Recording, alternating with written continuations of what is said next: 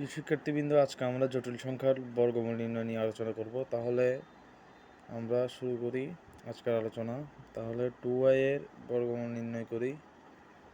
তো দেখো √2y, এটাকে আমরা লিখতে পারি 1 + 2y - 1, পরে রুট দিলাম। তারপর দেখো 1 + 1 থেকে -1 গেলে 0 হয় আর 2y থাকে। এটাকে আমরা এভাবে লিখতে পারি 1² + 2 × I × 1 + I², কারণ আমরা জানি I² এর মান -1, তাই এখানে I² লিখলাম,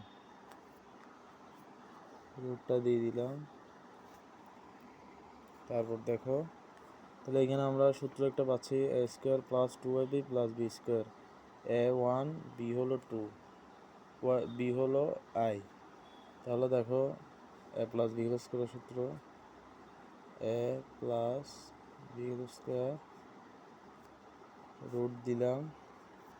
তাহলে দেখো রুট আর স্কোয়ার কাটা গিয়ে +-1 + I, এটাই হবে আমাদের নির্ণয় অ্যান্সার।